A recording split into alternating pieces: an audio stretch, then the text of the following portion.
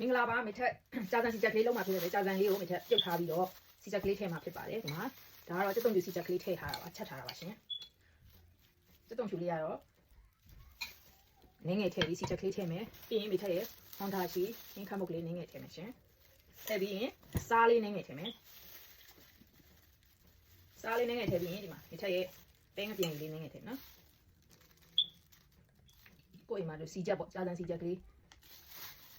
ချက်ထားလိုက်တော့နော်တမအောင်နေပြီးတဲ့အခါမှာပွဲလေးပြင်ပါမယ်ရှင်ဒီကိုစီချက်ပုံစံလေးပေါ့နော်ဒါတော့စီချက်ကလေးဖြစ်သွားပြီဆိုရင်ဒီမှာမိထက်ပွဲလေးပြင်ပါမယ်ရတာပေါ့ငံပြီးကြည့်မယ်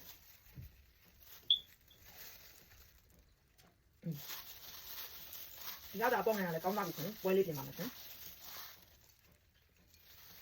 very good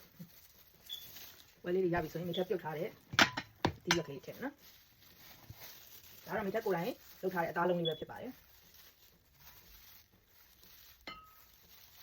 မုံပြုတ်ကလေးပါမုံလေးထည့်မယ်ဒီမှာအရွက်ကလေးရှိတဲ့အရွက် spinach အရွက်ကလေးဒါလေးထည့်ပြုတ်လိုက်တယ်ရှင်ဒါတော့ဝတ်သားလုံးလေးပဲဖြစ်ပါတယ်အဲဆိုရင်လက်ကူရိုးရှင်းနဲ့ကျိုးစီချက်ကလေးရပါပြီမစီဒါကတော့စက်တုံဖြူအမုတ်ကလေးပဲဖြစ်ပါတယ်အဲ့ဒါလေးဝယ်လိုက်တာဝယ်ထားတာပေါ့နော်တော်ပြီးသားအစင်လေးဝယ်ထားတာဟိုကနေဖြူလိုက်ရုံပါပဲရှင်ခုဆိုရင်တော့မိထက်အိမ်မှာလက်ကူရိုးရှင်းနဲ့ကျိုးစီချက်ကလေးရရှိပါပြီရှင်အားပေးချကြတဲ့ကျေးဇူးတင်ပါတယ်